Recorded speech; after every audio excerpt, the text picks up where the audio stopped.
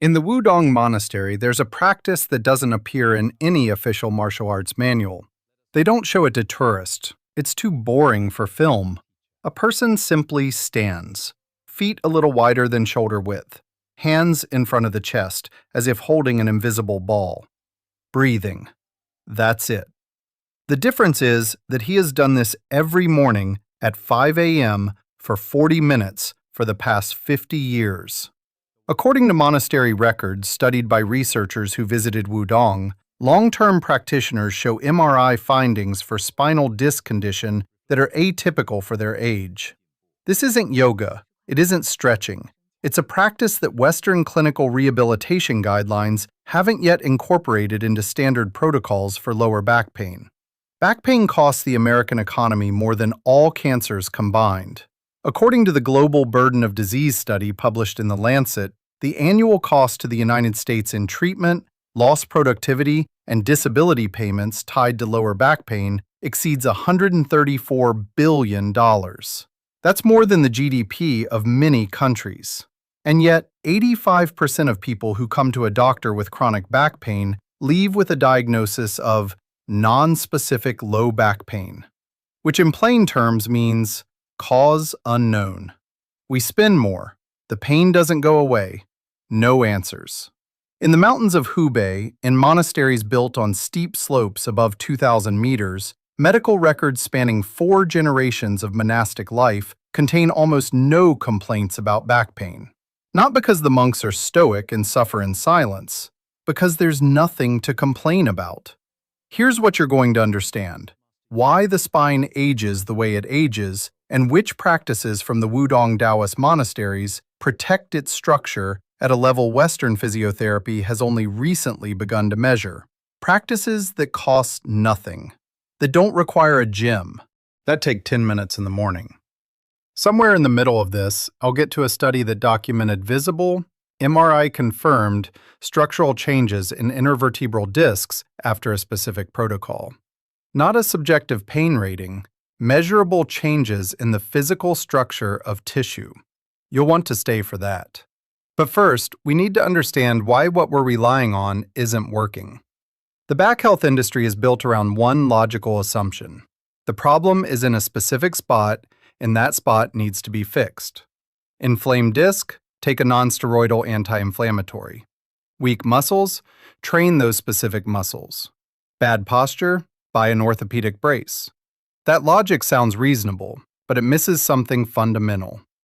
In 2016, a team of researchers from the University of Texas Medical School published an analysis in JAMA Internal Medicine of 7 major clinical trials on standard treatment protocols for chronic low back pain.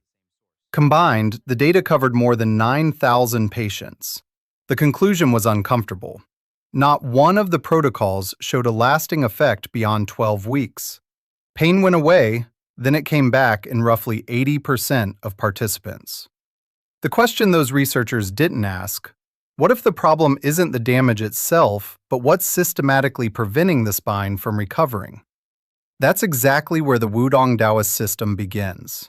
Not with treatment, with the conditions under which the body maintains itself. The first practice is called Zhan Zhuang, standing like a post. To the untrained eye, it looks like nothing.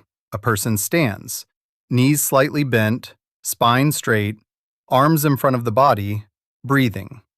But to understand why it works, you need to know one biological fact most people don't.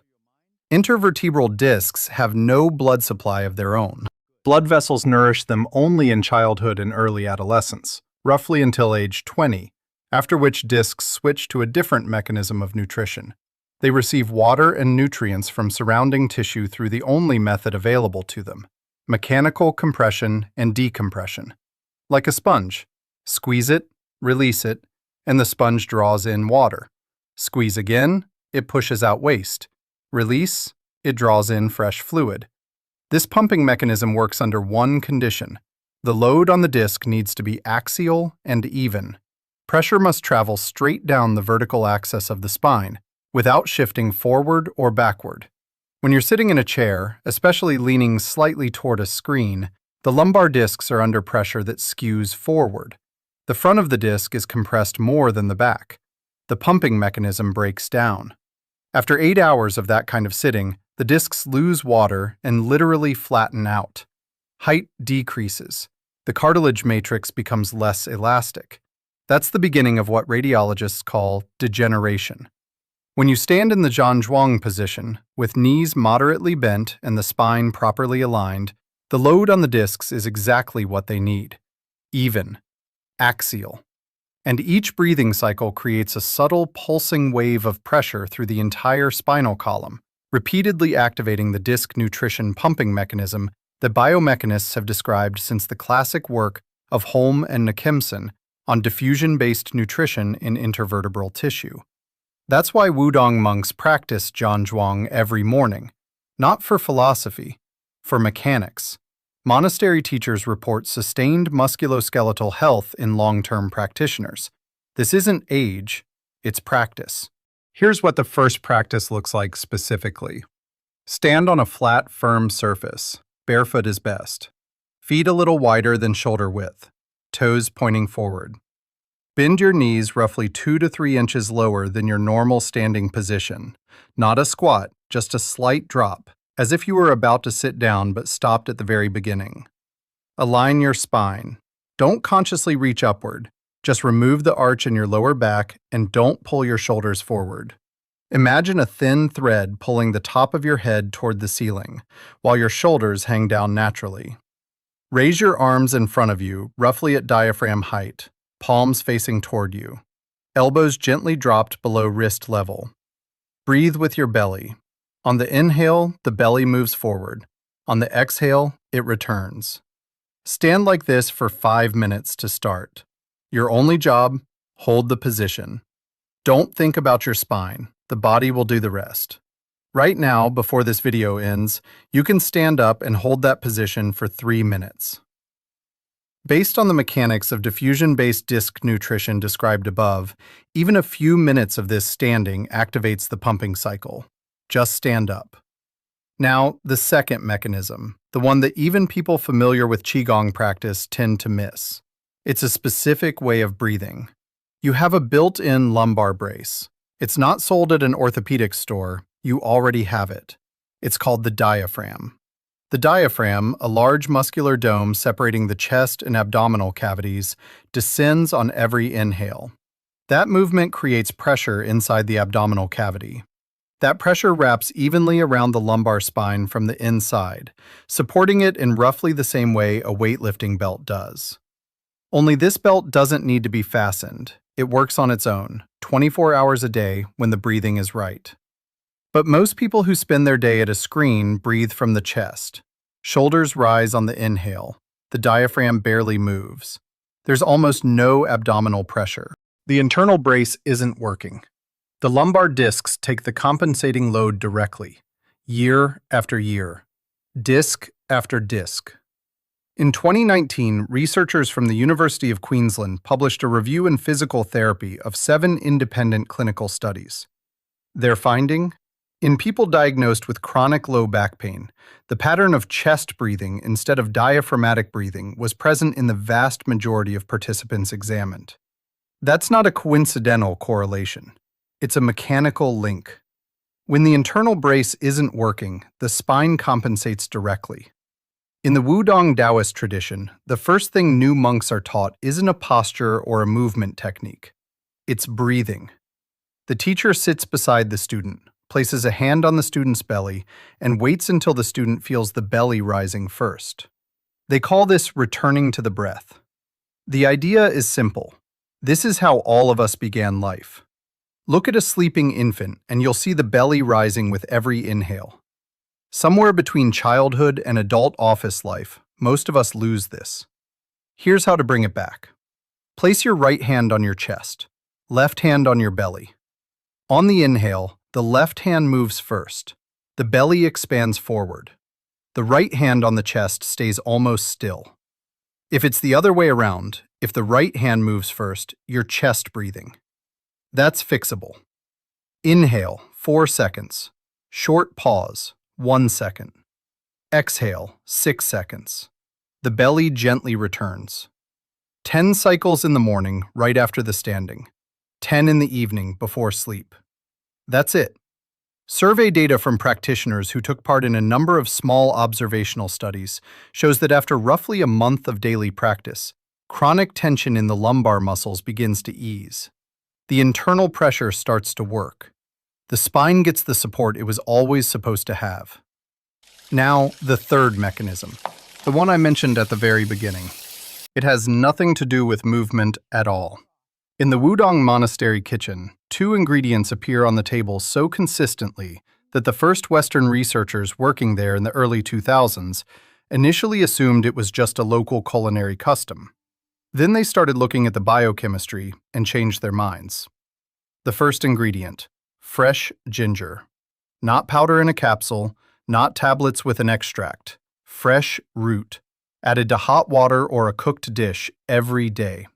In 2015, researchers at Tehran University of Medical Sciences conducted a randomized controlled trial with 318 patients who had chronic low back pain. Participants took 2 grams of ground fresh ginger twice a day for 11 weeks. The control group received a placebo. Result? Subjective pain levels in the ginger group dropped on average by 25% from baseline. No change in the control group. And 12 weeks after the protocol ended, the effect held. The mechanism isn't mysterious. The active compounds in ginger, primarily a group of substances known as gingerols, act on specific switches in the molecular cascade of inflammation. If you picture chronic inflammation as a slow-burning fire smoldering in the tissues around the discs, standard anti-inflammatory drugs work like a fire extinguisher. Spray it, the fire goes out. But when the medication runs out, the smoldering starts again, because the source wasn't addressed. Ginger works differently. It doesn't put the fire out in one shot. It methodically reduces the amount of fuel available. Gradually, daily, steadily. Several systematic reviews, including work in the Cochrane database, rate ginger as a compound with moderate evidence for inflammatory conditions of the musculoskeletal system. That's not a folk medicine journal. That's the international standard for evaluating medical evidence. Wudang monks add ginger to their morning broth. Not because they know the word gingerols, because that's what their teachers did for 8 generations before them. The second ingredient, bitter melon, Momordica charantia. In the mountains of Hubei, it's harvested in late summer, dried, and added to winter soups. In the monastery kitchen, it's such an ordinary ingredient that the cooks don't think of it as medicinal at all, just a seasonal vegetable. For the spine, it's interesting for a specific reason. Intervertebral discs are made primarily of type 2 collagen and proteoglycans. That's the gel-like matrix that needs to be elastic, hold water, and absorb load. With age, the synthesis of type 2 collagen slows down. The disc literally loses its fill. The body can't take collagen directly from food and route it straight into a disc. But it can synthesize collagen on its own if it receives the right precursors from food, the raw molecules from which collagen is built. Bitter melon contains several of these in a form that's well absorbed through the digestive tract. A 2021 study in evidence-based complementary and alternative medicine documented this. Patients who took bitter melon extract for 12 weeks showed a statistically significant reduction in markers of cartilage breakdown compared to the control group. The findings were replicated across 2 independent groups. Wudang monks don't think about this in terms of precursors and matrix biomarkers. They think in terms of the season. What's growing on the mountain right now goes on the table. Bitter melon in autumn and winter. It's the same knowledge, written in different languages. Now, what happens if you start today? Week 1. Many people notice that getting out of bed in the morning becomes less painful. Not because anything has changed in the disc structure, that comes later. Diaphragmatic breathing reduces the chronic protective tension in the lumbar muscles, which in most people are locked in a state of constant contraction. The brain activates that tension as a protective response to the instability it senses around the spine. When breathing deepens and internal pressure begins to work, the brain receives its first signal. The situation is under control. The muscles let go a little. 30 days. A number of studies show that with daily standing practice of 10 or more minutes, some participants begin to see recovery in the tone of the deep stabilizing muscles running directly along the spinal column. These muscles atrophy faster than anything else with a sedentary lifestyle. They can't be strengthened with standard dynamic gym exercises because any movement automatically activates the surface layer, leaving the deep layer disengaged. Static load in a properly aligned position, exactly what happens in Zhan Zhuang, is the only type of activity that reaches this layer. In 2017, the Annals of Internal Medicine published the results of a randomized controlled trial. Tai Chi, a direct relative of the Wudang Daoist practices, was compared with conventional physical therapy for chronic low back pain. Both programs ran 12 weeks. Both groups showed comparable pain reduction by the end of the program. But 24 weeks after the program ended, the Tai Chi group held their results. The physical therapy group returned to baseline. That's the key difference between a system and a symptomatic intervention. Physical therapy removes the symptom. Consistent practice changes the conditions that create the symptom in the first place. 90 days.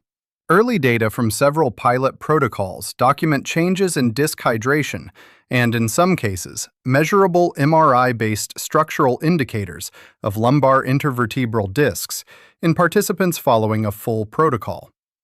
That's the level of data I mentioned at the beginning, not a subjective pain rating on a scale of 1 to 10, physical parameters on a scan, visible, measurable. They say, stand, breathe, eat ginger. These are simple actions for which no commercial product exists. Here's the whole system.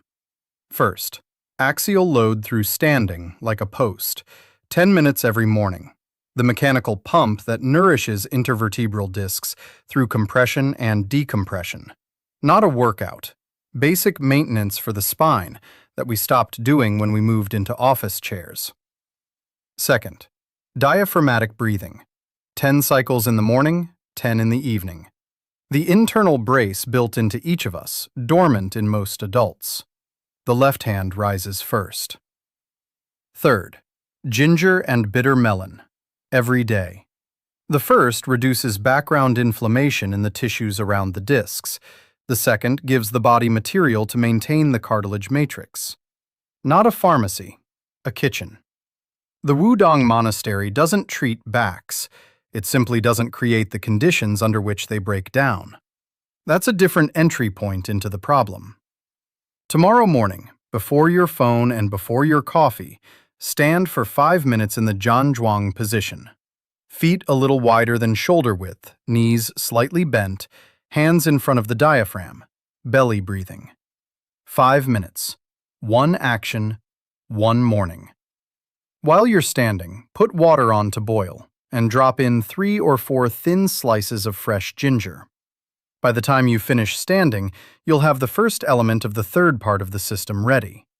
If you want to know what else Wudang monasteries practice for joint health, sleep quality, and cardiovascular function, subscribe to Longevity Path. Every week, one specific breakdown, one tradition, one system. Write in the comments, which of the 3 practices will you start with tomorrow? I read